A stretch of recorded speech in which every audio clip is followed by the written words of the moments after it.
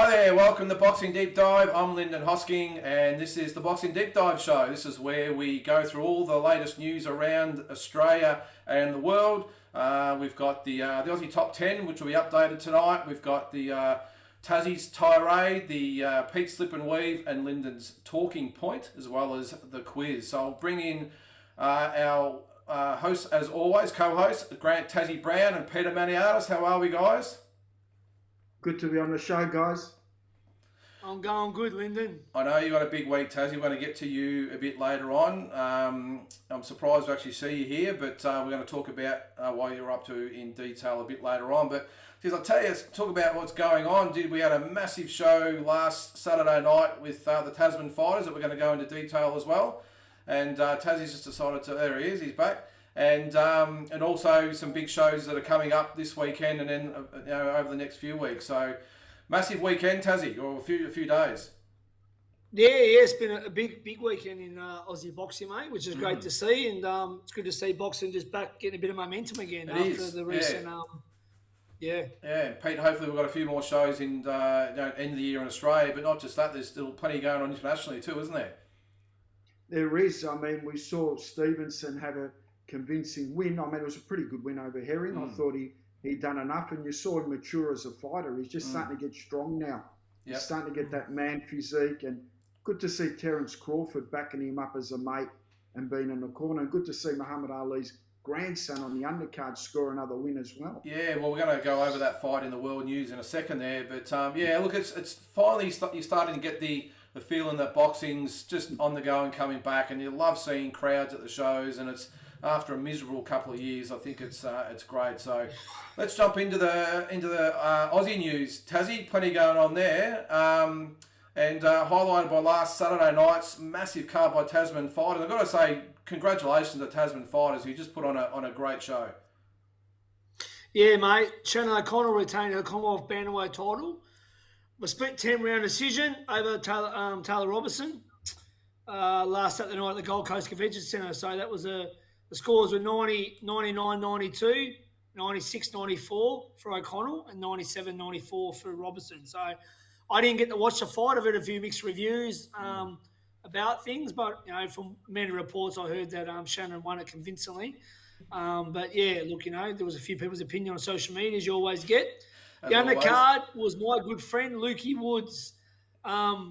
Mate, can't talk highly enough of this guy. Like I said last week, he's a road warrior.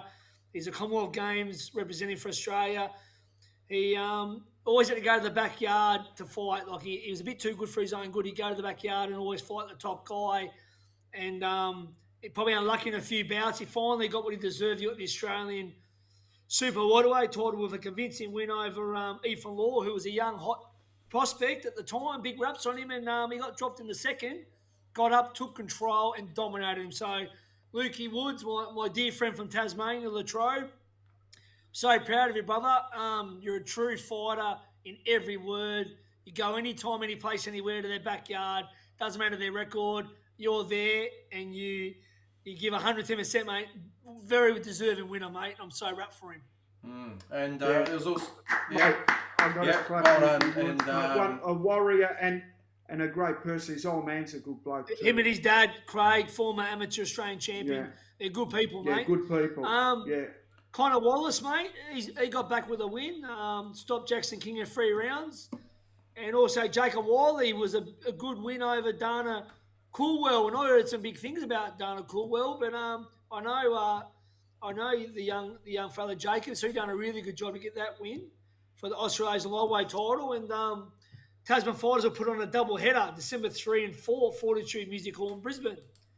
Big Daddy Browne will fight the Django heavyweight showdown. Django, yep. On the 3rd, and then Trent Broadhurst out of retirement. My good mate Trent, good bloke, taking on Jai Opetai over 10 rounds. So that's a good fight, mate. Two very good fighters, and then Opetai will challenge for the IBF Cruiserweight title against Marius Barides in first half of 222. So he needs to get past Trent, but Trent's a dangerous fighter, a lot of experience, and but Jai is just on such a roll at the moment. So it's a good fight, mate. Tasman fighters doing well. Yeah, well, we'll get to your show in a minute, but we'll just go back to Shannon's fight with Taylah Robertson.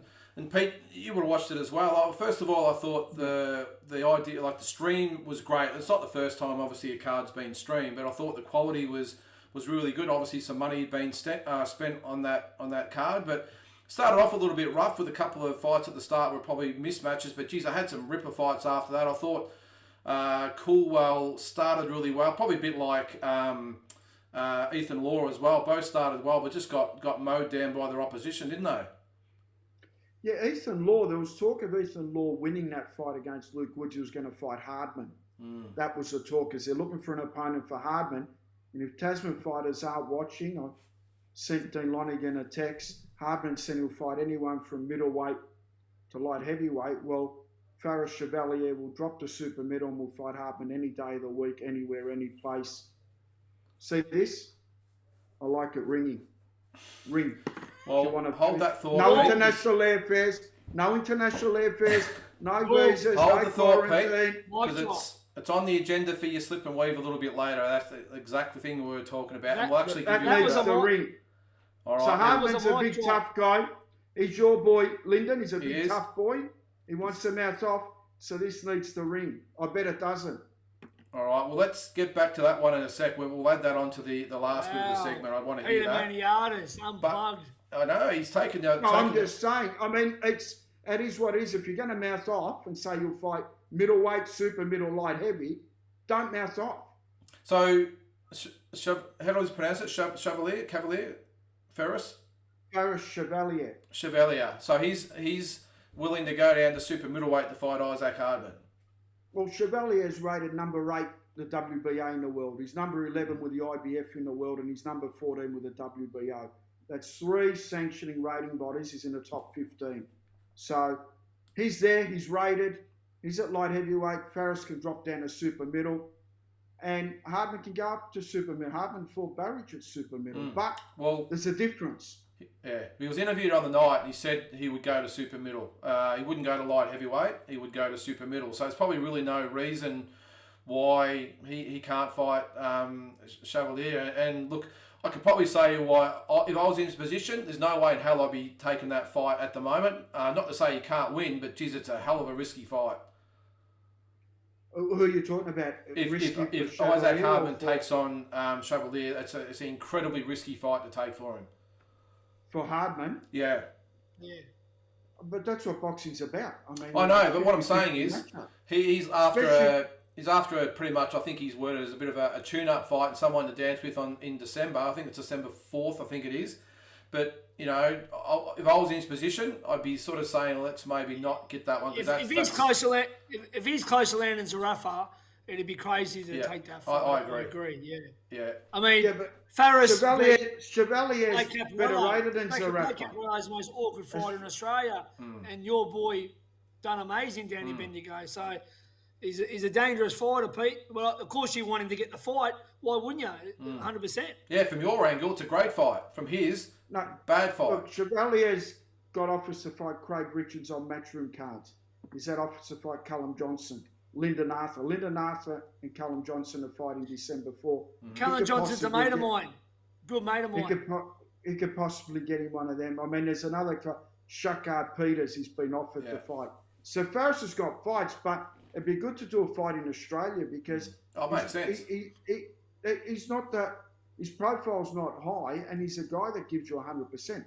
You don't have to look to bring people in. This guy's it'd be a great double header on either one of those shows. I think the Friday one will be live streamed. I think, and the Saturday one with Opetai, I think that's one that'll be on Fox Sports. So, geez, it'll be a great double header. I don't normally go through these channels, but when you mouth off and say middleweight, super middle, and light heavies, grow some nuts and put it on a line, well, that means you're opening your mouth. It's no different to being in a pub and saying, I want to fight everyone at the pub. Well, you might have to fight everyone at the pub. If you don't want to fight everyone at the pub, keep your mouth shut. Yeah, no, I agree. I've got a feeling, though, he didn't count on someone like Chevalier putting his hand up, I would think, to fight. And I think that's why he's trained to Blair, who's a great bloke, said, mate, let's backtrack to super middleweight. Let's fight everyone at middleweight, super middleweight, and light heavyweight. That's not dangerous. Yeah. I think that's what he meant. But I think that takes away a little bit of the spark. I think what he meant is that I'll fight. I'm not doing the quiz tonight with Peter. He's on fire. He's on fire. I'm not doing the quiz tonight. But let me say, I think his way of thinking was. I'm just being real, Tazzie. I was just going to say, Pete. I think his way of thinking was middleweight. I'll fight the best. Super middleweight, maybe not quite. And light heavyweight, let's just fight whoever we can get. And I don't think he encountered on a Chevalier, who's the country's best light heavyweight, saying, "Well, I'll take the fight." So look, which is probably why, and I've got no doubt Isaac could probably take it, but I think his team would be the one saying, "Yeah, let's maybe just calm the farm on that one." But let's hope it. Let's hope it happens. You've just ruined one of my questions for the slip and weave a little bit later, But anyway, so let's just go back to the Shannon O'Connell fight. I thought it was a great fight. I think first of all, it was great to see female boxers main event. Thought it was great. The atmosphere looked great on TV. As I said, the undercard was great, and I just think Taylah Robertson, I think, has got a great future in the sport. She's just got to learn how to be a professional fighter. She still very much fights like an amateur. And when you don't have some oomph behind your punches, there's no way in hell you're going to keep a tank like Shannon O'Connell off. It's as simple as that. So I thought she did really, really well. But Shannon just too hard, too strong, too experienced. And look, hats off for both girls for taking it, because Shannon obviously wasn't exactly a progressing fight for her. And Taylah Robertson probably didn't want this type of fight so early in her career. So good on both girls for taking that fight when they didn't have to. And I just thought it was a really entertaining fight. What do you think, Pete? Oh, it was an awesome fight, and I was impressed with Shannon O'Connell. Now, she needs to go on and fight for a world title. She deserves that. She's at that time. She's paid her dues. Sensational fight. Everyone was happy. What a main event. Let's be honest. It was seesawing. I mean, I thought Shannon won, but it was a close fight. Could have gone either way, but Shannon done enough to win. And hats off to her. And the undercard was sensational. I mean, it was. The Cornwall fight was good. I was super impressed with a few fighters on the undercard as well. Tasman is starting to build good fighters on the cards. You can just see they're starting to get a real good stable of fighters. And hats off to them. And they're not afraid to match them in live fights as well, and in this instance, it probably come back to burn them a little bit, but that's the way you get the experience into these fighters. But it was actually, Tazzie, a little bit of spice in the fight between the two girls. It was a bit of an interesting lead up to it, wasn't. And if you look carefully after the fight, there was no interaction between Shannon and the team with the opposing team at all. There's obviously some spite there, but also the words didn't stop. Shannon did one of them too. I haven't seen one of them since Plugger Lockett. That's Plugger Lockett at the SCG to the Sydney Swans fans. Yeah. That's how old that was. And look, it was a funny one. Well, not funny, of course, because you don't want to see that happening. But I think what it was, looking from the outside in, is that there were some remarks thrown from Taylah Robertson's camp to Shannon that she took offence to. Of course, that upset Shannon, and then of course it came back the other way, and it was pretty uneasy. And I remember looking after the fight. At one stage, I saw Shannon sort of make her way over to the opposing camp after the fight, and Steve Dalla, as experienced he is, just guided her a little bit away and said, "That's okay, Shannon. Maybe make your way back to the corner." But I would have liked to have maybe seen him afterwards, just the other two maybe acknowledge Shannon's victory, but I understand the way it is what it is, and maybe they'd gone a little bit too far. But I thought up to the fight was what you'd expect in a fight of this magnitude. But I would have liked the opposing team maybe just to offer a congratulations afterwards. But that is what it is, I suppose. Yeah, well said, Lynden. And back to Ethan Law's fight as well with Woods. I mean that's what boxing's all about. I can't say enough for Luke Woods. I mean, he fought Joel Camilleri, gave Joel such a hats off to him.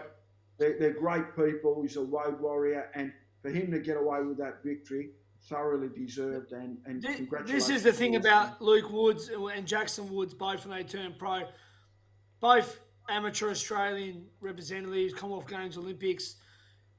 I always said, and I said to Craig, who great coach, one of the best there is, I said, you're going to find it hard. I said, because unless you got a promoter or someone who's behind you, no one's going to risk their boy against you because you're going to beat them. So you're only going to be going over, and you're not a ticket seller in the mainland, so you're going to be going and find the top guys all the time, and he has done that, and he's fought everyone, and after the Hunt fight, I thought, oh, maybe that's probably it for him, but he's bounced back, gave Kamakayo a tough fight, and now he's just beat this young guy who, Anthony Mundine, before his fight was a Rafa, was sparring law, and he rated him big time, and he's towards a star. Star in the making.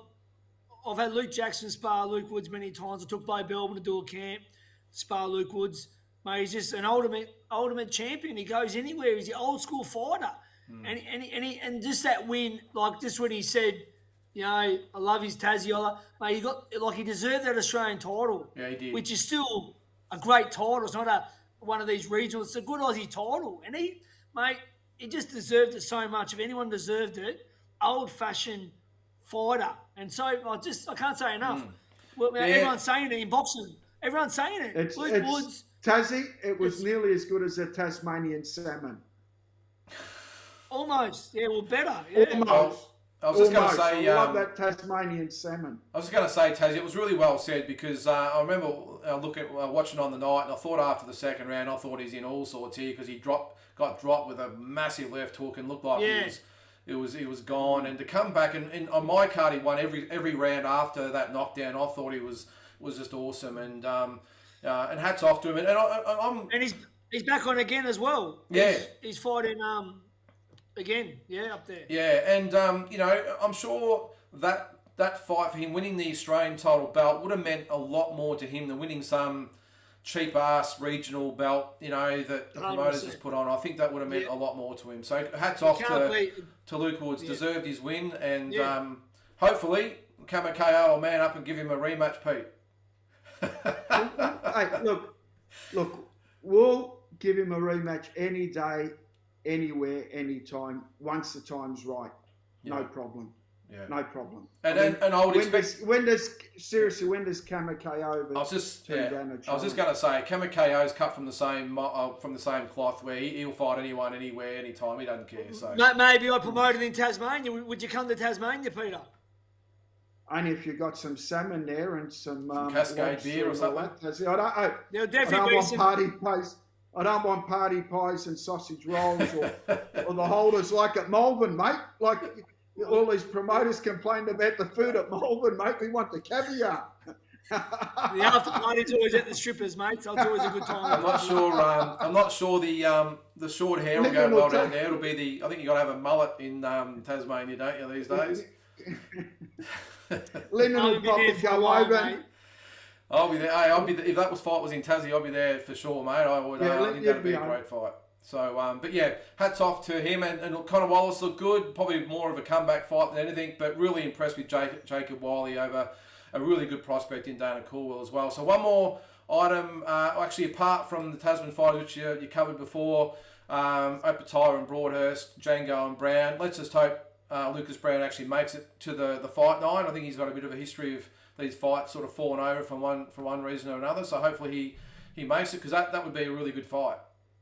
No, they'll be right. Let's all stay positive. Yeah, they'll be right. Big Daddy will be up there. Yep. All right, one last thing we've got, and that is Havoc at the Hall, promoted by the one and only Tazzie Browne Promotions. Tell us about it, mate. How's it going? How's the promotion going, and what can we expect on Saturday night? Yeah, well, look, it's a great main event. Mousy Jacobs versus Beck Hawker. I mean, there's no love lost. They had a bit of a stare-off today at the last media press conference before the weigh-in tomorrow. The venue's all set up, ready to go. Mate, Mousy won the WIBA Super Featherweight title my last show in March with a great win and over Lorinda Webb from Bendigo. And, mate, this Beck Hawker, big raps on her. Frankie Piano, he reckons, she's going all the way. She's won all the fights up to date, Queensland title, Australian title. So this is for the Australasian featherweight title. So it's huge. It's great main event, and I'm really proud of Mousy, and she's put in the work to drop the featherweight from super featherweight, and it's all happening, mate. And a great undercard as well, Lynden, but a very good undercard of so who's on that? Finals. Plugger Joseph, it's his farewell fight, and anyone that knows Plugger. He's a bit of a love affair with Australian boxing. and he doesn't mind me saying he's a fat kid that can fight. He might not look like Anthony Joshua or for Andy Ruiz. He can fight. He's won a state title. He's won an Australian title. He had a fellow of Kane Watts who fought for world title. Great fight. And he's going out. He's decided he wants to be a family man and give more time to his beautiful daughter. He'll hang up the gloves, and this will be his last fight fighting for the vacant heavyweight title against former UFC contracted fighter, Razor Rob Wilkinson, who fought the great Israel, whatever his name is, the pound-for-pound king of the UFC. So he's no mug. It's his first boxing fight, but he's got hands. Yeah. So he's been sparring Uriah Amafagasa, the last guy, the beat plugger. And, mate, that's going to be a war. 8 rounds for the vacant heavyweight title. Bo Belbin, my prospect. Good kid. 4-0. Fought on your show, Lynden and Peters. Fought on Fox. Fought on pay-per-view. We got him dong, remember? We got him dong in the last minute. Tough Our Korean friend from Brisbane. And he beat old mate Dan Bendigo too. He's a very good fighter. Damien Locke, good bloke. So look, Bo's going well. Not the ideal year with COVID, but he's got to fight against a tough Queenslander. So hopefully he'll go 5-0. And big things to him. Late McFerrin as well. Good to see him back. Very good fighter. Former Victorian super featherweight champ. He's fighting a guy from Queensland. Tough guy. And then we've got a local grudge match between Joe Corner, Smoke and Joe, who I took to China and fought on your show too, Lynden, before. He's fighting Chris Drummond, former MMA star, cage fighter, who lost a close fight. Well, it wasn't probably close, but he gave a good go against Jack Gibb, who's a very big, up and coming superstar. So plus the amateurs, it's a whole bloody massive night of boxing. Is it sold out? Sorry, Pete. Yeah, how much are the tickets? How do you get the tickets, Casey? It's pretty much a sellout, Peter. Like it's 45 tables are gone. There's only I think a couple of the upstairs seating available at $70. So I'm not sure if there's going to be door sales. It's a COVID restricted crowd of 960, and we're close to that. So I won't know till tomorrow if there'll be any available tickets left. So it's a great night. If you do want any tickets, mate, get in tonight, pretty much. But yeah, look, I'm very proud. It's my 16th promotion, as you guys know. Talking to two of the best promoters in Australian history. It's a tougher one during COVID. It's my second for the year, and it's one that I actually can't be at because I got knocked back from entering Tasmania, even though I was going to quarantine for 14 days, which I'll talk more about in my Tazzie tirade. But it's a lot of delegating, a lot of phone calls, but I've got a great team down there. Adrian, Kayleen Lovell, my auntie Karen, and my cousin Greg Browne and Twigsy Millwood. So I've got some good people down there.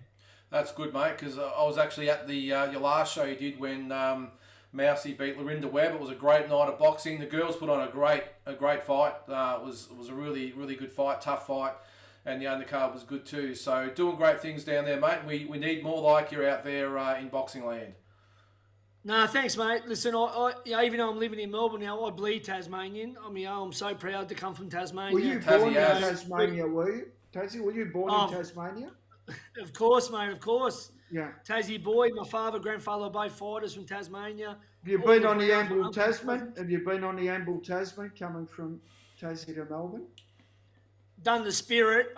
Wasn't on the Able, though. That was before the Spirit, wasn't it? Yeah, it was, yeah. No, that's good, mate. Not back then. I'm sure we need to, once COVID's over, we need to do a boat trip just before the promotion and get all over there and do a big thing. You can park your car underneath the boat as well and then drive around once you get in. We'll do the show live from Tasmania, I reckon, mate, from the fight. Yeah, that'll be awesome. Yeah. All right. That would be awesome. Well, best of luck for it, mate. We'll move on. We're going to move on to the Aussie Top 10. We haven't done this for a few weeks. Not a lot of movement. Yeah, we haven't done it at all. But you'll just see there, I've moved Shannon O'Connell up to number 7. She was number 8. Liam Para hasn't really been active for the last 12 months, so I've just snuck Shannon into number 7. But I suppose you look at that, the main activity, if you look at, I think Brock's pretty solid in number 6 there. If you look at that top 5, this is the question I have to you. You've got Tim, Jason Maloney, George Kambosos, Andrew Maloney, Jai Opetai. Now, that's just my opinion, by the way. I'm not sure you guys have got your own opinions, but just that top 5, it's going to be awfully crowded. You've got Tim Tszyu, obviously, against the Japanese fighter coming up. You've got George Kambosos, and I've spelled his name wrong again. Sorry, Pete. You've got George. Yeah, sorry, you got George up against Lopez, of course, and Jai Opetai hopefully against Preda. So those 3 fighters win. I'm not sure what the Twins are up to, but I'm sure that they've got big fights coming up as well. That top 5 is going to be an awfully competitive place to be, Pete. Oh, mate, there's going to be a lot of action there next year, so it's going to be interesting. Zoo, Maloney, Cambosis, OS. I did say that. I got it wrong again. I'm sorry. Yep. We better not get that. Imagine we interview him next week. We got him on next week, so I'll make sure it's right. Yeah, no. Yeah, we'll all have to live in Canada or something. Otherwise, it's a good list. But I personally just out of what he's done in boxing so far, I've got Michael Zerafa above the 9 and 8, just because he beat Jeff Horn, he's fought Kell Brook, he's fought top level. Fight with Zoo didn't come off, but he's still one of the top guys in the game. And no disrespect to Paro Wilson, they're great prospects, and Paro's overseas now, doing amazing things. He'll probably fight for a world title. Wilson's going to come back from that loss, I believe. But so far, they haven't done enough to good point. be where they are. Yeah, that's just my opinion. Yeah, no, Farris deserves to be in there, in my opinion. He's rated in the top and Peter's 15 Guy Farris as well. But who do we put out? No, but who do we just put let me out? explain. Just let me explain. You've got how many? Hang on a sec. With Chevalier, the reason he's not in there, he had a great win over Blake Caparello, but that's his first fight in 4 or 5 years. I think you got to show a little bit more than that. And I think Zerafa, the only reason he's that low is because he's only had the one fight in 2 years, and that was a 90-second blowout of Mundine. So I'm with you. If all fighters were active, Farris would definitely be in there, and Zerafa would probably be up around 6 or 7. I agree. But you've got to reward activity, and someone like Shannon who last 5 or 6 fights, 5 of them have been against undefeated Aussies. So or 4 of them. She's a beast. Yeah, she's a beast. She's earned her spot. She's world ranked. She's ready to go. And look, give her a world title. Can even make a case for being above Brock. But Ebony Bridges gets a shot, mate. Give Shannon the shot, mate. Someone make a phone call and get her with Eddie Hearn, mate. She's a gun. Yeah. Well, it's definitely a sore point. You got Ebony Bridges. With all due respect to her, she's fought for a world title after 4 fights. With Shannon O'Connell was #1 WBA challenger, by the way, and was ready to go. And they bypassed her to go for Ebony. So sex sells, Lynden. Yeah, good luck to Ebony. She's obviously can fight. There's no drama about that. But I would have liked to have seen her maybe get a bit of a portfolio of fights under her belt before she got the exposure she got. But hey, good luck to her. She's massive on social media. She's obviously earning some good bucks over there. She's fought for a world title, so good on her. And she's a gutsy fighter, and I hope she goes all the way. But Peter's tipping Harry Garside to crack that top 10 in his first 3 fights. Really? I don't know about that. Don't know about that at all. So apart from Farris and Zerafa, I think it's not too bad a list. We will update it probably next week. I'm not sure if I've actually updated it since Liam lost actually to the Filipino. But anyway, next few weeks or month or so. He's a good fighter. Don't write him off, mate. Had a great fighter with a lot of mongrel. I rate Liam was a fighter. Yeah. And he'll be back, mate. I mean, legends have had a loss early in their career. He can fight, that kid. Yeah. Yeah, he can fight. Yeah, it won't define him. Well, let's get on to the world news, Pete. And there hasn't been a hell of a lot going on, but the main thing is, as I said at the start of the show, we've got a new WBO junior lightweight champion. Yeah, Shakur Stevenson. You know what I liked about Shakur Stevenson? He's starting to get that man strength about him. He's not a little kid anymore. He doesn't get shoved around. I mean, Herring was a lot bigger guy, stronger guy, and he just looks so much like he belonged to me, and he's a future pound for pound star. The penny started to drop, and he was really taking control. He's accurate. He puts his punches together well. He's got a great corner. It's good to see Terence Crawford there supporting him the whole way through as well. Fantastic undercard with Muhammad Ali's son on there, and Zayas is on there too. He's been signed up as since he was 16 by Top Rank. And probably the next Mikel Cotto, who's on the undercard, he looks good. He's a junior middle. But Shakur Stevenson, I think that's a statement fight. Does he move up and keep moving up now? Let's wait and see. I mean, they might want to keep him at 130 and fight. Valdez, who knows? But he's called him out, hasn't he? He flogs Valdez. listen, I said last week, Shakur, out of all the young hot shots, he's the one. He's got Floyd Mayweather defensive issues. He's started showing a bit more aggression. You know, he's that gifted. Now, I hope Valdez does fight him. If he doesn't, that shows a lot of weakness. If he fights Valdez, he's got everything that makes Valdez look ugly.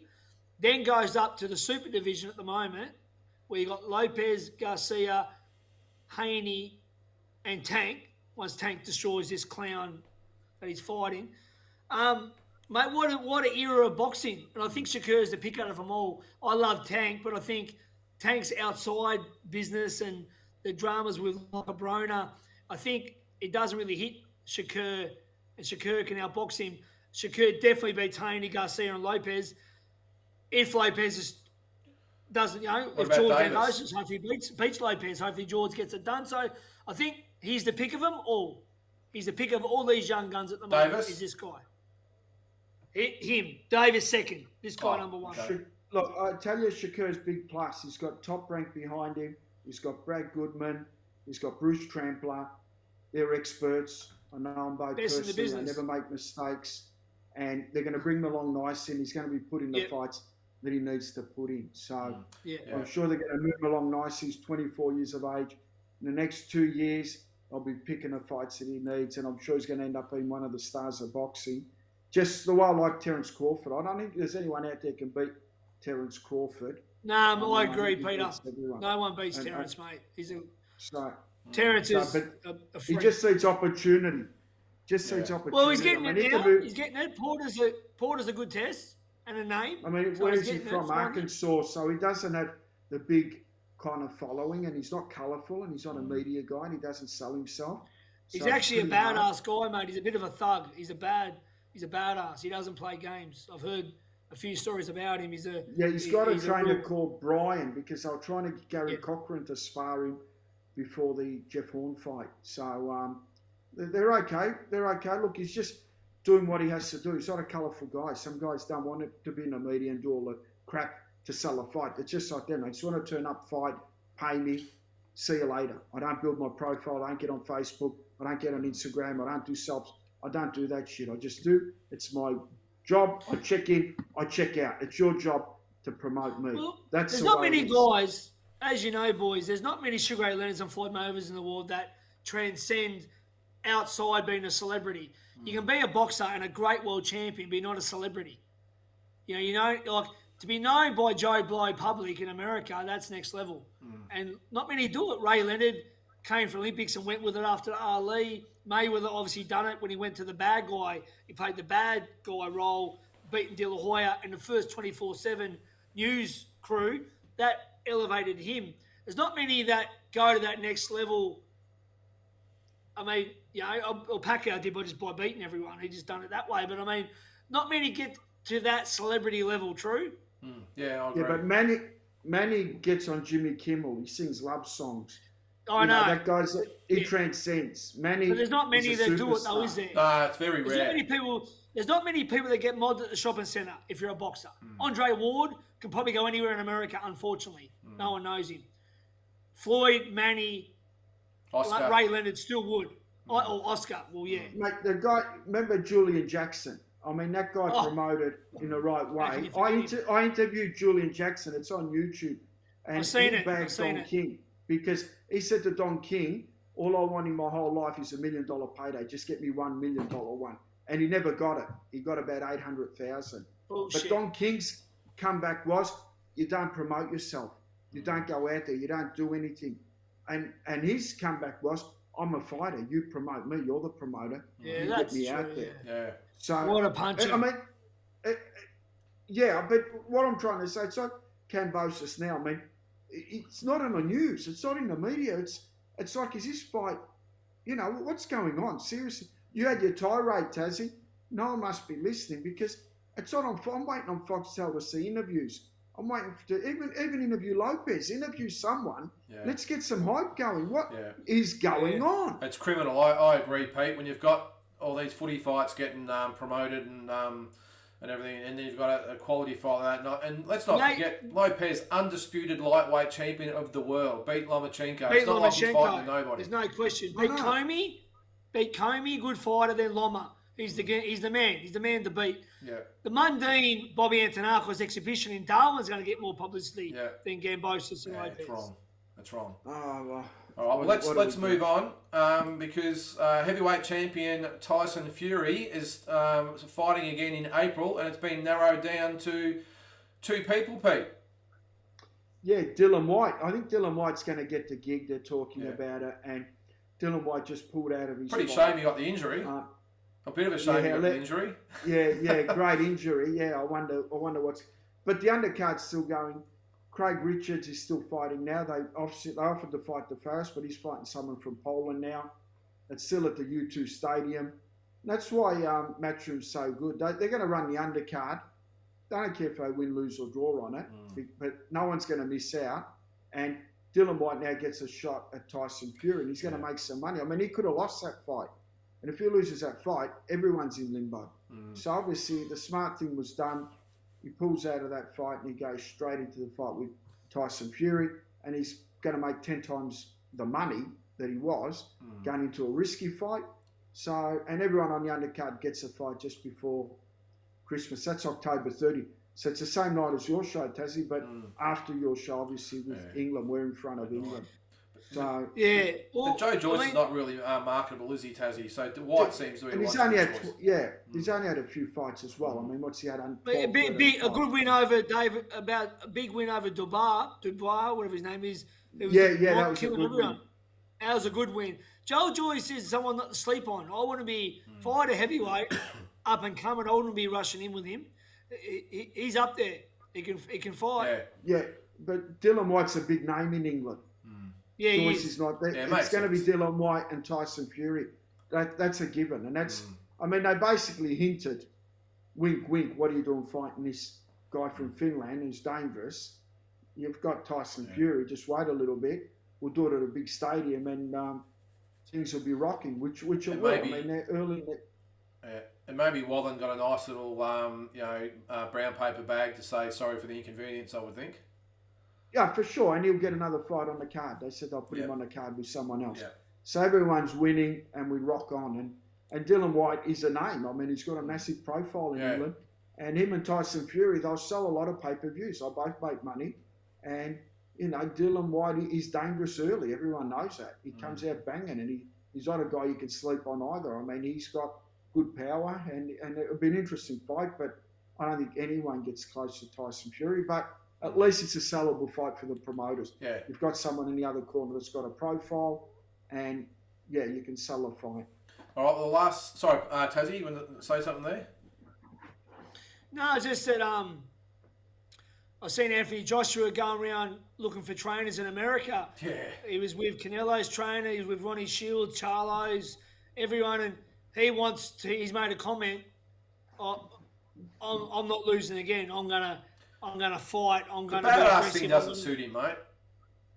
What's that? It doesn't suit him. The whole badass attitude thing. It doesn't suit him. It doesn't suit him. But he needed that fire crack up his ass against a guy like Usyk. But to talk can't box a guy like that. But to talk like he's got murder on his mind and war, it just doesn't. I didn't see that. Sit comfortably. And sorry, mate, I was just going to say the thing is too with Joshua. I think someone I saw it the other day hit it right on the head. Instead of changing trainers and blaming your trainer, probably a bit like Wilder did, maybe have a look at yourself. You didn't fight a very good fight, and maybe you should start looking at what you're doing in preparation and not blame your trainer. That's right, but I think his corner was yelling out, "You're doing great, mate," when he really wasn't. Sometimes you need a trainer. And McCracken's awesome, great trainer. But I mean, sometimes you might need a change because you needed someone to put that munger in. You're the bigger guy. You're the power puncher. What are you doing trying to box pussy? He didn't fight a good fight. Put it on him. Use your weight. Use your power. So maybe he does need a change. Maybe. All right, last thing for the world scene. This is something I've just quickly added as a bit of information. The WBA they've got rid of the interim champions.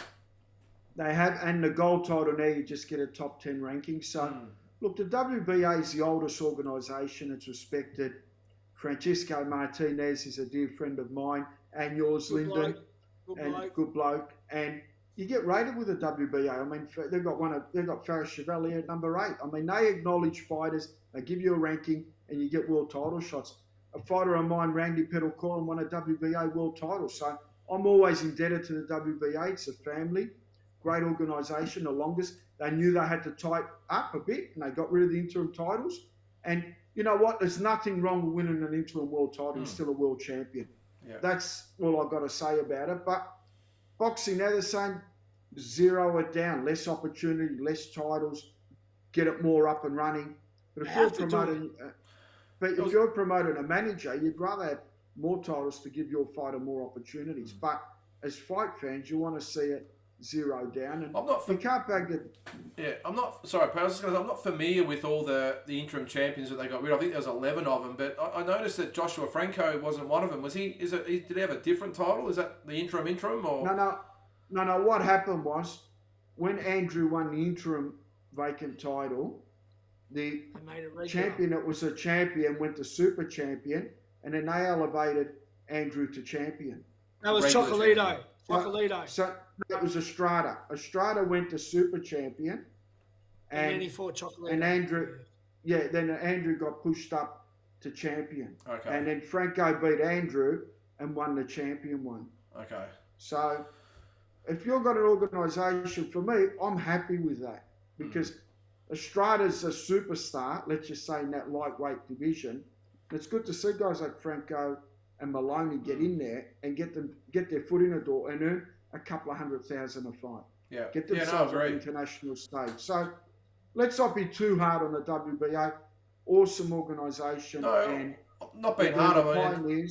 It's a step in the right direction. They've finally done something where they've actually culled the champions. At the other side, you've got the WBC adding a whole division, which will probably have interims and silvers and golds and bridgeweight.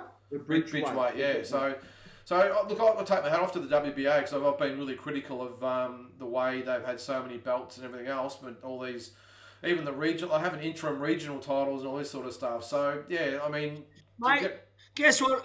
I got offered a Victoria Gold title the other day. Victorian Gold title. What's that? True story. No, silver. Victorian Gold. It would have been a silver. Huh? It would have been silver. Victorian silver. It's a Vic 6-round fight. Oh, Vic Silver. Yeah. So what is it, Peter? I think it's a state title. It's a 6-round. Yeah, it's a 6-round title. It's a regional Victorian title. So it's sort of like stepping up to actually fighting for a Victorian title. So like going out to Croydon or somewhere. No, it creates opportunity. I mean, I'm not, look, I refuse to I'm big on this because as a manager, as a promoter, we all look to give our fighters as many belts and opportunities as possible.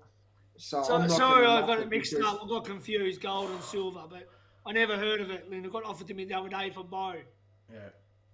Well, I was just going to say that I actually had, the last show I did, I had Josh Gottschalk and John Manu for the silver Victorian title. And I actually, as a promoter, actually thought it was good because not only is it great to obviously have a belt on the line, but it was actually the reason the fight actually got made. You put a belt up, it's some sanctioning fees and everything, but the reason the fight actually got made is because the title's on the line. So if that can be the glue that gets people together, then no problem. As long as everyone knows where they stand in the scheme of things and they're not standing up in the ring with the belts over, in the promotional photos with the belts over the shoulders, with all the rest of it, that's fine. It's a stepping stone.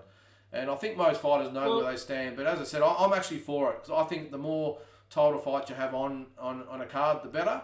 And as I said, the fact that they both agreed to fight each other only because there was a belt on the line got the fight done. So, from a promoter, of course we're going to say that.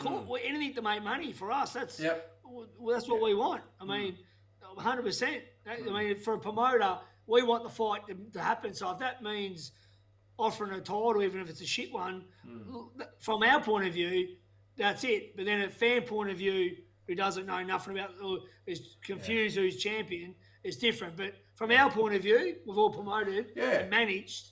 We want, of course, we'll take whatever road we can. So and I know what you mean, Peter. I think it's only 4 fights, is it, Pete, for the silver Victorian title, I think, up to 4, and it's a 6-rounder. Yeah, it has to be a 6-round fight. So it's just for novices that want to break into it. And you know, I'm okay with that. Yeah, I don't I'm have any okay with issues that. Yeah, no. All right, well, that's hopefully a step in the right direction for all sanctioning bodies. Okay, well, that gets us on to our next topic, the one we've all been waiting for, and that is Tazzie's tirade. Tazzie, I've got a feeling it's to do with your show in Tasmania. What do you got? Well, as we all know, unless you've been hiding under a rock for the last few months, there's a big show in my hometown of Hobart, Tasmania, this Saturday night, October 3rd at the Hobart City Hall. Great, main event. Mousey Jokers versus Beck Hawker. Now, it's my 16th promotion. I'm a Tasmanian boy. But due to COVID, as I'm in Melbourne now, I applied for my G2G pass and got rejected, even though I was quarantined for 14 days. We're in a quarantine out of my own pocket for 14 days. So I assume if I'd done a negative test, COVID test, then quarantine for 14 days and do another negative test and let me out into the public, that would be okay, which means I would have been at my show right now in Tasmania. So I got rejected. So I reapplied after speaking to a politician friend of mine in Hobart, hoping to pull a few strings. He said, do this, this and this. So I did. Same result.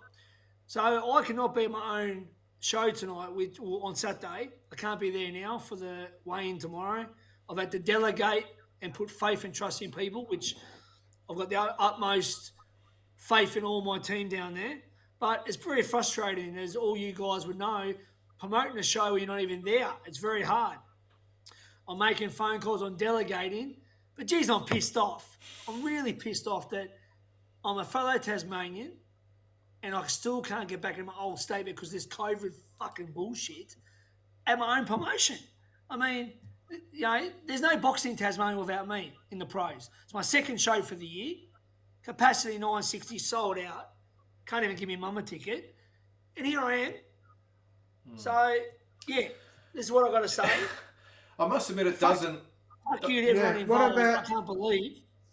Doesn't make a lot of sense in that, you know, and common sense is not so common in this whole pandemic, as we know, but that the fact that if you're willing to go for 14 days and they've got these, obviously the rapid antigen tests, whatever, these days where they can actually test you on the spot, or obviously get a proper COVID test after your 14-day stint. It just doesn't make a lot of sense. You know, just to say... I was paying $3,000 to quarantine as well out of my own pocket. It's ridiculous.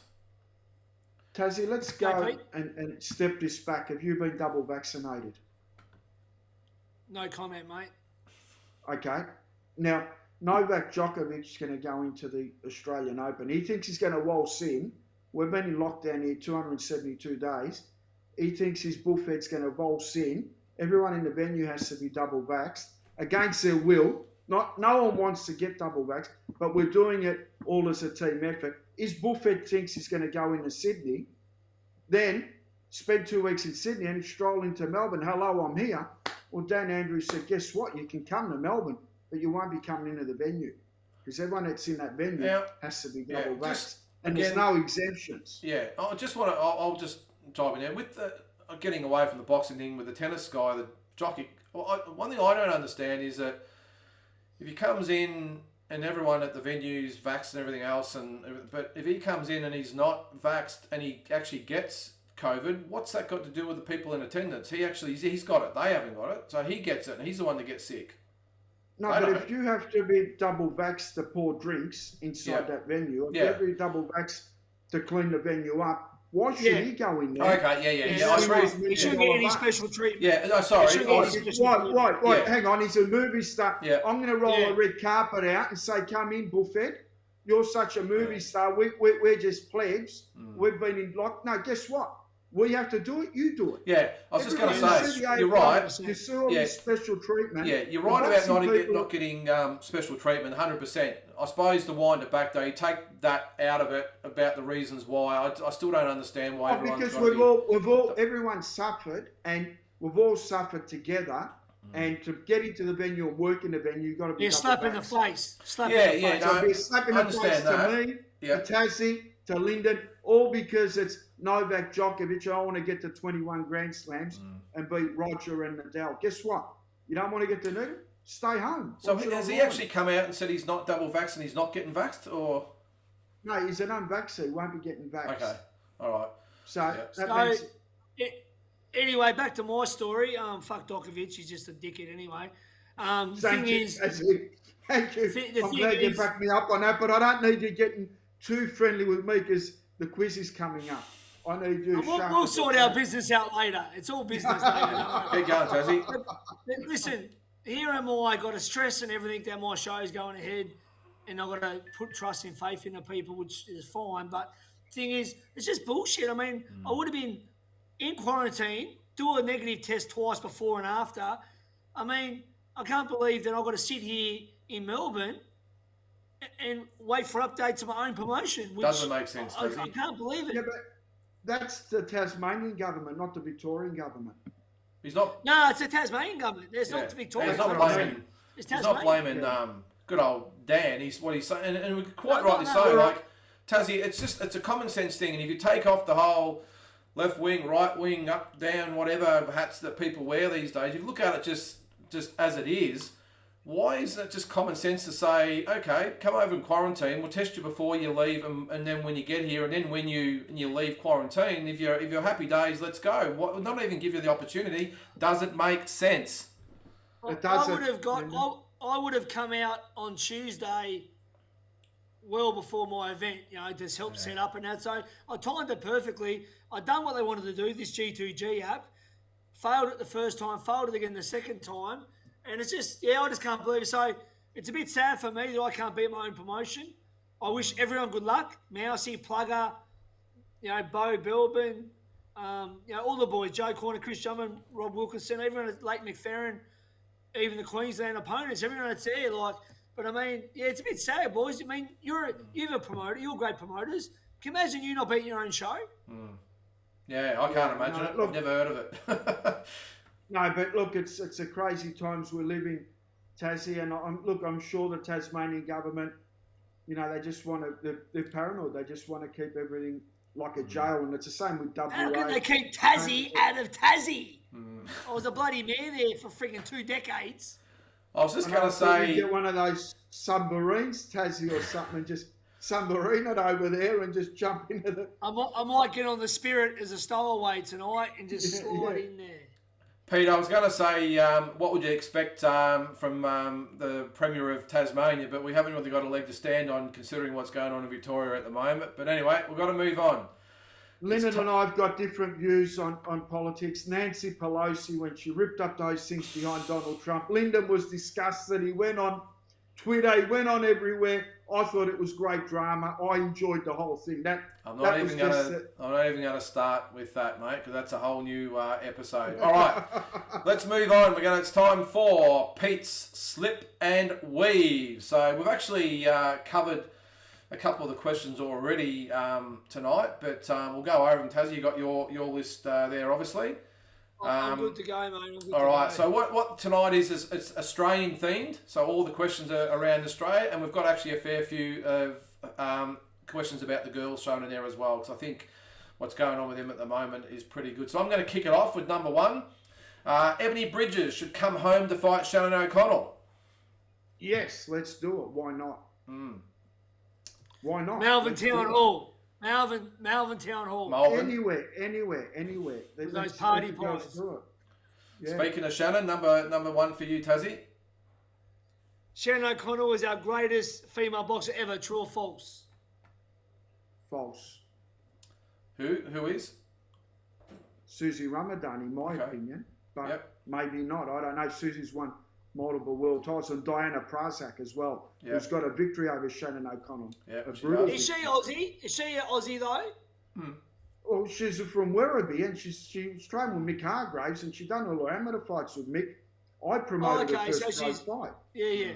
Okay. Mick Hargraves had her for her first 10 fights when she won a world title. Yeah, I think you mentioned. I wasn't around, so I don't know much about her. Let's move on. True or false? And I'll explain this a little bit more. True or false? Being the A side is tough work. And I'm just looking back to Saturday night with all three of the Tasman fighters getting beaten. Yeah, look, the A side, sometimes you get tested because promoters are investing money and they want to know pretty quick, is it goods there or they're not there. So sometimes being the A side can be, you don't end up with a W, put it that Risky. way. But you do learn. It is risky. Tazzie. True or false? Jai Opetai has taken an unnecessary risk fighting Trent Broadhurst. False. That fight will go No one risk. round. Yeah, no risk. That'll go a couple of rounds. Yeah, I'd say so too. Number 3, who wins if Barry Hall fights Sonny Bill Williams? That's an interesting one. I'm going Barry Hall. I think so too. I'm going Barry Hall. And we've been over this next one, Tazzie, but bring it up anyway. I think we know the answer to this one. Who would you like to see fight Isaac Harmon in December? There's a number of fighters, but it just depends on the weight. And Isaac's doing great work. Don't get me wrong. They've got a great team and they're building him up. But there's a number of fighters. If he wants to go to super middle, Faris Chevalier is waiting for him. But Right. I'm sure he's a middleweight and he could stay in his own lane.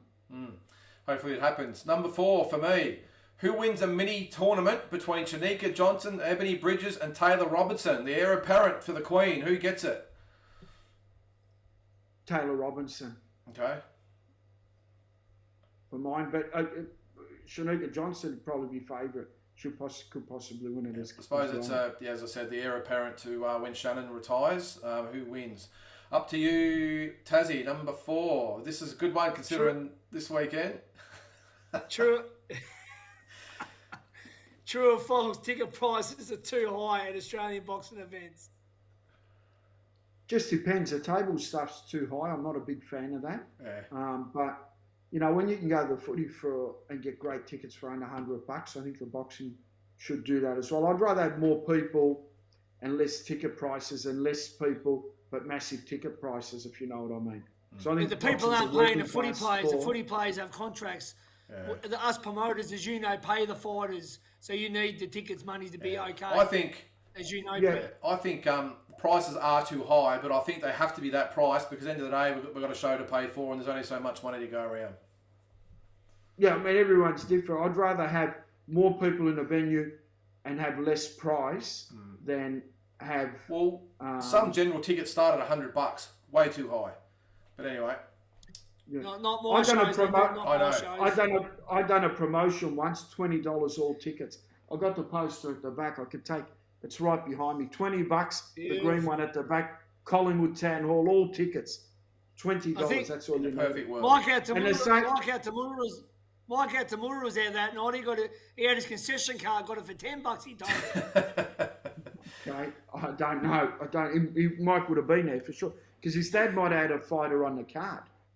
All right. I used to deal with Tommy all the time, Mike's dad. Number 5, and we've been over this a little bit earlier. We need more fighters like Luke Woods and Wade Ryan. I suppose you could throw in Django Opelu, Reynold Quinlan, Francis Chua, all these guys who will just fight anyone, anywhere, anytime. They'll cop a loss here or there, but they always back up and go again next time. 100%. Love those kind of blue-collar fighters. That's what boxing's Wade all Ryan's about. another one. Yep. Wade Ryan, Joel Camilleri, all these type of guys, they come in, they'll fight anyone, not worried about their record, they just want to get good challenging fights and they keep improving. Need more of it. I'm not doing this next question, Lynden. I'm not doing this next question. I refuse to do this next question. I'll put it on just for you. Do you want me to ask it? No, I'll do it, but it's bloody shit. True, this is as bad as Mike's pick McGuigan and Fennick the other night. I know, but I had to throw it in there. Peter, true or false? All boxers, officials and patrons at events should be double vaxxed. False. False. False. I don't believe that. If I'm the Prime Minister of Australia right now, this is what I say. Guess what, guys? In 2 weeks, I'm opening up the country. There's going to be no borders anywhere. Not New South Wales, not WA, nowhere. Everyone's got 2 weeks. If you don't want to get vaxxed, not a problem.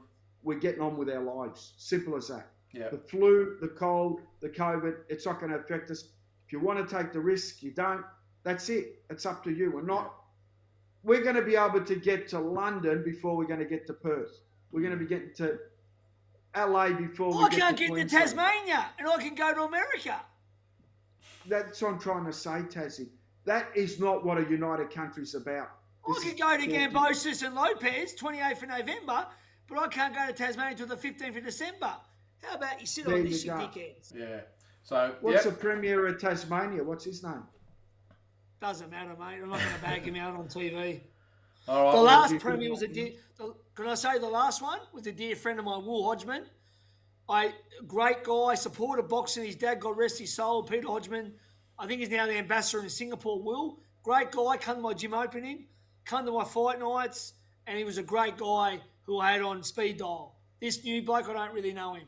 Hence why I'm sitting here in Melbourne and not in fucking Tasmania. Yeah, it's not good. All right, well, that's Pete Slip and Weave. That was the Aussie version tonight, and we'll go again next week. Some more, maybe softer questions next week for Pete. All right, well, it's my turn. It's time for everyone's favourite subject. Well, I'll just put that in there because it's mine, but it's Lynden's talking point. Tara's favourite, mate. It Tara's is. favourite. It's about the only word I get in for the night. Now, with this one, boys, I'll just explain. I'll explain it as we go anyway. I'll touch on it and then I'll elaborate. So the question is, boxing on traditional TV is dead. Streaming and pay-per-view will be the only way to view going forward. All right. Now, what I'm saying is that I know streaming's been around for a while, but what I'm saying is that the days I think of, obviously free to air has been off for however long. Even Fox Sports now seem to have pulled back a little bit. Maybe it's because of COVID. I'm not quite sure, but they seem to have pulled back. The Tasman Fighters of the world, I'm sure there'll be others. I think Angelo DiCarlo's done it as well, where you've just got to put on your shows, spend the money, make room for it in your budget, and you've just got to go streaming because that's the only way forward. What do you reckon, Tazzie? Probably is the way it's going to go. I'm looking at, sorry to cut you off, I'm probably looking more, not just our local stuff, but the zones and those types of ones. It's all streaming these days, streaming services. Yeah. I mean, look, one of the highlights of my career was fighting on Fox Sports. I mean, that was a dream of mine from watching Bill Morty shows as a kid and to be on a Fennec fight night. So I love the Fox shows without just the normal Fox free-to-air. And I think they're still around. I think they're still doing a few when they can. Main event, I love because it's usually a good card with a Tim Tszyu or a Mundine. Pay-per-views are a bit different, yep. Or a Danny Green, you know what I mean? We haven't had TV fights for a long time. We were talking about Barry Michaels, Lester Ellis in the 80s and Fennec fighting Tyson even. I remember watching Wild Water Sports against Burbick. I mean, so them days are sort of gone. I think it isn't going to be the streaming. I don't agree with it because I don't agree with technology, computers and all this nerd shit. I think nerds are just geeks and they're taking over the world like Bill Gates and all the ones that have started COVID. But, yeah, I don't agree with it, but it's probably going to be the way because we're run by nerds. Revenge of the Nerds, they won. Guys, I mean you, Lynden, being the cool guy at school and the knock-around. Hang on, what about Pete? Cool, mate. It's about the geeks. What about Pete? Hang on, we didn't include him in that. Well, Pete was more of an athletic guy, like a jock. He was a jock footballer, Greek with the girls, long hair, sideburns, the whole. So, Pete, with but you must be like me, and you'd be the same, Tazzie. But Pete, how much do you long for the days of HBO and Showtime? I know that a lot of them are pay-per-views, but just with all due respect to DAZN, the fact it's $2.99, I can see why, because their whole telecasts are bloody woeful. They really are. And I really long for the days. I look back at these classic fights that we do when they're back on HBO and Showtime. It is just. What about the champ Sean O'Grady? USA Fight Night. Yeah, ESPN Fight Nights. Yep, it's just so much better. And look at the DAZN. VHS. Yeah, look at the DAZN shows that put on. As I said, I know it's only $3 a month, but geez, the shows are woeful. Who cares? What do you think? I remember seeing Barrera Marquez come up on Fight Night at the Forum, and I watched their whole career from 4 rounders onwards. 100% Lynden. That was the day, mate. Like that was awesome. But Pete, even back in the days of Sky Channel, I remember every Sunday there was always a big fight on Sky Channel all the time. Matthew Brooks, Jeff Fennick used to host it. Beautiful. But these days we're stuck with DAZN and maybe ESPN or whatever. But it's just not the same, is it, Pete? And Peter's talk show was a great show. Bill Morty days and what have you. It's so much stuff's happening as Stan, as YouTube, so many different channels now, and the kids are all TikTok, on their phones. OnlyFans. Look, it's so. Look, the footy show, the Channel 9 footy show used to rate 500,000. Then by the end of it, when it got chopped, it was rating 60,000 an episode. People, so you couldn't sell sponsors. People switch off. I mean, the Fox shows right at the end were rating very poorly. So they're not going to be spending 120,000 on production to get 6,000 or 7,000 people watching it. So us as fans, we're diehard. So we're going to say, yeah, we're going to watch it. Yeah. But you know what? Sometimes you need to showcase it and change it differently. I remember I was managing a fighter called Mick O'Malley with Keith Allen. Keith trained him. We managed it. We got him a Commonwealth title. I think it was up against Alex Moonen.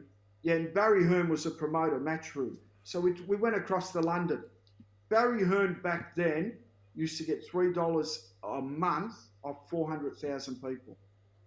So he was getting $1 million, but he had to provide billiards, he had to provide darts, and then he done a boxing show. So he used to tailor it around. But I remember when we got back, Keith goes, mate, this bloke's doing that. Why can't we do it? I said, mate, they've got 50 million people, and he's not only doing boxing, he's doing darts and billiards. How can we do darts and billiards as well at a world-class level? If you can package it and include boxing, it's going to be a plus. But I don't know how we're going to do that. Which is what Triller's trying to do, aren't they? Yeah, but it's like, can we do boxing with AFL footy or 2020 cricket somewhere where the eyeballs are there and then you put the boxing on? I don't know. Yeah, but Tazzie, you look at Saturday night's fight, for instance. Now, I see Stuart Duncan, who's the matchmaker, did a great job on the night, of course, put up some figures as far as streaming numbers goes. And I think it was 46,000 or something. So I know a lot of them, it's hard to gauge. They might have been on and off and maybe on and off multiple times, who knows. But the fact that there's that many people watching it, isn't it frustrating that if they had to charge $10 for that show, they would have probably got 1,000? You know? Did they do it for free? They did it was free, 100% free. Yeah, it was free. Yeah. And they got, so you're pushing nearly 50,000 people, and then if they had to charge $10, who knows, they might have even got 1,000 people. I think that's what's wrong with Aussie, well, not just Aussie boxing, but boxing in general. Well, I'm not doing a stream on Saturday night. Yeah. Because I'm like, if you're not there, then fuck you, too bad. That's my opinion. And it was going to be a bit expensive. It wasn't in my budget for the guy to do it all, so I decided against it. It was in my budget, mate. I've had a lot of things happen because I'm not there, so I've lost all already. I lost Trent Broadhurst, my auctioneer. He can't go, and that's worth, I lost one of his sponsors. So thing is, COVID's affected my show, so I'm not doing a stream. And sorry for the mainlanders, but just get someone on Facebook Live it, mate. You'll be right. But as for the locals, if you're not there, then you don't deserve to watch it. Yeah. Go there and pay and support it, or too bad. Yeah, I understand that, but Pete, do you think that I think that the numbers from Saturday night showed that there's plenty of boxing fans out there that want to watch them, but the problem is, as I said, none of them will put their hand in the pocket. They'll probably go down and buy a slab of beer, whatever it might be, or whatever, but for $10 or $20, it's not a lot to pay. I wouldn't have thought to watch it, but as I said, if they had to put it on and charge people, they would have got a fraction of what people that actually logged on. Yeah, they would have, but what do you do? I mean, it's... You doom if you... It's such an awkward situation for promoters. What do you do? I'd rather put it on for free and get high numbers and then try and sell it to your sponsors. Well, I think that's a better way to do it. Yeah, well, we've done it. We did I know a lot of my early shows, I did them on Ozboxing's Facebook page and just went live, and it was free and the numbers were just astronomical. It was great. The problem is, it probably cost $5,000 to $10,000 for production, and that's money you don't get back. Yeah. So look, it is what it is. I guess we need some type of breakthrough where it's... Look, there's a lot of promoters as well. Let's be honest. Yeah. In Australia, there's a lot of promoters and everyone's dividing their fighters and what have you. So it's not like it's universe and we're doing one show and this and that. It doesn't work that way. So it's always going to be a tight battle to get numbers and eyeballs and get the right matchup. So, I mean, there's no way... It's not the UFC, is it? Dana White? No. Different. Mick Francis would have struggled to make money the other night. Would have been tough, and good on him for putting his hand in his pocket. But Pete, why do you think, I think I know the answer, but why do you think the 7, 9s and 10s of the world, with all their secondary and third and fourth channels that they have these days, don't fork out the money? Is it still the stigma of boxing, or there's so many other No, different all options right, to put on? let's go a scenario, and we won't mention shows. Friday night, just before the NRL's finished at 9:30, it's over. We go straight into live boxing. There's 600,000 people watching that game. 2 hours later, we're on the main event of boxing. That's 600,000. What do you reckon it's dropped to? Yeah, what, 50, 100? There you go. Now, if I'm trying to sell that to sponsors as far as a package to sell ads, you're not going to be able to pay that time and that production for it to be viable. So if we're going back to the days where Famo, Lionel, this and that, and you were getting, back then, Australia had a population of 12 million people. Famo was, as soon as he beat Fighting Tirade, there was 250,000 lined up down the street. We're changing as a society. It's simple as that. So we can't, the way it's structured now, the eyeballs aren't there. So big promotional networks aren't going to invest if the eyeballs aren't there. They want eyeballs.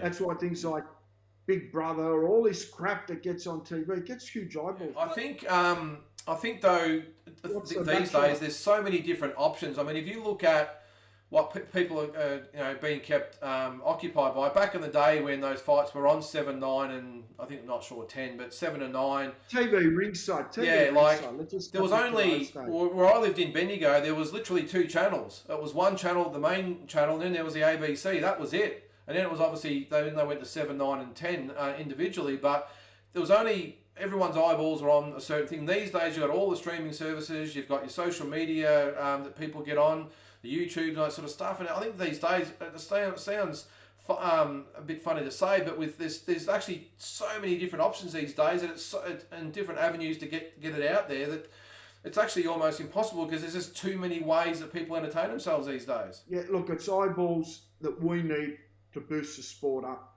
As we mentioned, the footy show went from 500,000 to 60,000. That's a footy show, and we all love football. It's best show ever. People are sick of watching the TV. I remember when the Channel 31 boxing show started in 2002.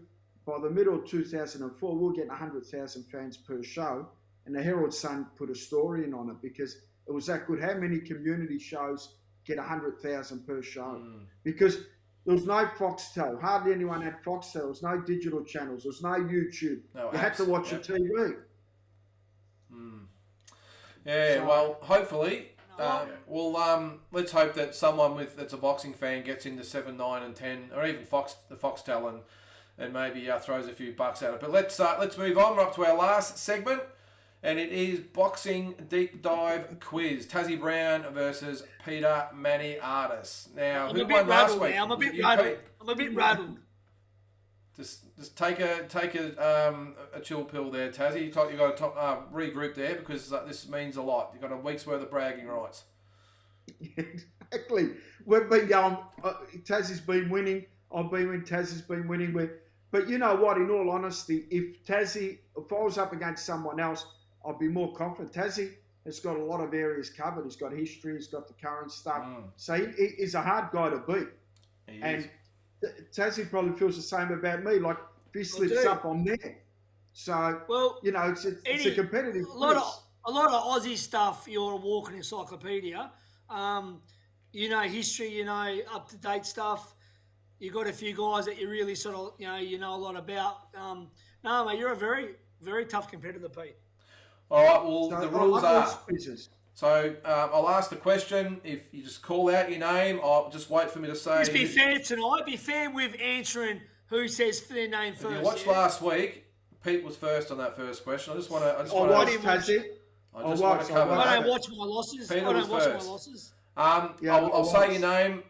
Wait for me to say who's got it. If you get it wrong, the opposing player then has a chance to answer. If you get it wrong, there's no going back. You only get one crack at it. All right? So then you're out. Okay. All right. Number one, we've got 5 Aussie questions, and then we'll get into the international questions. Easy one to get us started. Name all 3 Waters brothers. Tazzie. Peter. Tazzie. Troy, Dean and Guy. Yes. That's correct. Number 2. Who is the Australian welterweight champion? Peter. Tazzie. Peter. Right now, Right now. Tynan Best. Incorrect. Tazzie, who's the Australian welterweight champion? It's the boy that stopped Luke Woods, the young Tongan boy. Yep. 5, 4, 3, 2, 1. Andrew Hunt is the Australian welterweight champion. And you're right, he stopped Luke in 3 rounds, which is a pretty good effort considering what he did on the weekend. So, number 3. Name 3 former Aussie world champions born... Peter! Yes, Peter. Barry Michael. Johnny Famechon. And Lester Ellis. Yes, born overseas. That's correct. I think Rocky Mattioli was one. I just fluked it, Tazzie. I had to go quick. Yeah, I wondered what the... Yeah. All right. So 2-1. No, hang on. One was incorrect. 2-1. So 2 to 1. No, 1 all. 2-1. 1 Well, all. no, 1 all. Is 1 it? all it is. 1 all. 1 all and a miss. Yeah, 1 all. We missed it. It was incorrect. Number 4. Who did Jimmy Carruthers beat to win the world bantamweight title? Tazzie! Yes, Tazzie. Vic Tawil. Yes, Vic Tawil, I think is pronounced. I don't know. South African. 1 round it went. So 2-1. They fought twice. Did they? They fought twice. Stopped him again, I think, didn't he? Yeah. All right, so 2-1. Number 5. Which Aussie boxer had the nickname Lionheart? Tazzie. Peter! Yes, Tazzie. Nader Hamden. Certainly did. Nader Hamden, whose son is actually on the Tim Tszyu undercard. Looks the goods as well. So that's 3-1. Well trained by Jeffrey Fennick. Yes. Number 6. So it's 3-1. Who did Canelo Alvarez fight in his first ever world title fight? Tazzie. Yes, Tazzie. Matthew Hatton. He did. I was actually at that fight. That was in LA. 11,000 people there, and I think 10,990 of them were Mexican fans. So tough night for Matthew Hatton. So 4-1. Come on, Pete. What was the result of the 2012 Danny Garcia Amir Khan fight? Peter! Tazzie, just. A knockout by Danny Garcia. What round?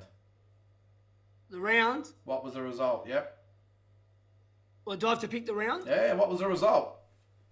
Well, he knocked him out. I'm just going to pick. I'm going to pick now. Just to say the 5th. No, incorrect, Pete. The 4th. Yes, the 4th round. 3-2.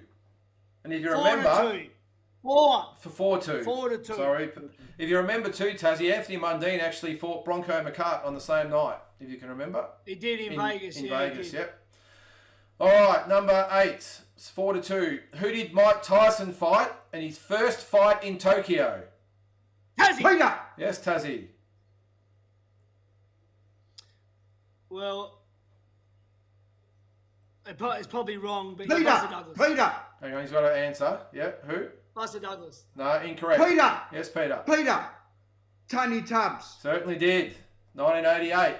The second round at KO. 4-3. Number 9. Who was the first light heavyweight champion to win the heavyweight title? Tazzie. Tazzie? Roy Jones Jr. Michael Spinks. He beat Larry Holmes. No, hang on. Oh, hang sorry. on. I get a shot. Sorry. I'm going to have to think of another question. Sorry, Pete. Hang on. I'll think of another question there. Jeez, I stuffed that up, didn't I? Hang on. I was just about to jump in. All right. Well, we're going to have a tiebreaker there. So, sorry. Gee, I don't know what I was thinking I there. knew that one. No. All right. I'll think of another one. All right. I'll do the who am I first. How's that? Yeah. All right. Who am I? I was born on September 7th, 1971 in Linwood, California. After an amateur career of 250 wins and 16 losses, I turned pro after missing the 1992 Olympics. The fighter I lost to in the Olympic trials would also give me my first 2 losses as a professional. I turned pro in 1993 at the age of 21 and won my first world title in 1997. I made 8 title defences before moving up in weight and beating an all-time great for the... Tazzie! Yes, Tazzie. Tazzie. Sugar Shane Mosley. Sugar Shane Mosley, yep. I made 3 defences, including one against an Australian, Shannon Taylor, before losing the 2 fights to my amateur nemesis, which was Vernon Forrest. Is that him? Vernon Forrest? No. Vernon. Yeah. I would contest another 9 world title fights before retiring in 2016 with a 49-10-1 record. My record included fights against the likes of Floyd Mayweather, Manny Pacquiao, Oscar De La Hoya, Canelo Alvarez, Miguel Cotto, and Fernando Vargas. My nickname was Sugar. So we don't need the tiebreaker, thank God, because Tazzie's got it. And I apologise, Pete. I stuffed that one up. But Tazzie got it in the end, okay. 5-2. No, it's so okay. Six No, it wasn't 5-2. 5. What was 5-3. it? 5-3. 5-3. Yeah. But I would have got Michael Spinks. I was a bit worried. A bit worried tonight, boys, with the show on my mind and everything, and all this COVID vaccination stuff. But Pete, you're one of the toughest blokes I've ever gone up against, mate, and you're a worthy competitor, mate. We're going one-on-one, Tazzie. We're going on one-on-one. Now you're the reigning champion. We can't get a roll on. I reckon. I know. I reckon we might have to get a guest person on my night to give you a bit of a run for your money. We're like Gaddy Ward, Peter, me and you. I know. No, but that's the quiz awesome. For another week. You know what, boys? Now things are getting back to normal. Let's all do a dinner together one night. I agree, mate. Yeah. Agree. Yeah, no quizzes, Tazzie. We can just relax. There'll be no quizzes during the dinner. Now we're hoping to get George Kambosos on next week. We tried to get him on this week, but he's got a bit on his plate at the moment, so we should have him on next week. I've got a couple of people. I've got a couple of guys I want to get on too, Lynden. So let me know if he's So we'll keep them coming. We'll try and get as many people on as we can. Based on all the latest stuff happening, and there is plenty going on at the moment. So, including this Saturday night, Taz, at the Hobart City Hall. So best of luck for that, mate. And hopefully you've got a sold out crowd. Hopefully you make some bucks. And can't wait to hear all about it. Well done, Tazzie, keeping Tasmanian sport alive, mate. My dad's always with me. His ashes in here, mate. He's always with me. Good stuff, mate. And mate, I'll be right. Thanks, guys. And look, mate, I love giving back to my town of Tasmania. Yeah, good work, mate. All right, we'll look forward to next week. All right, thanks, guys. Thanks, guys.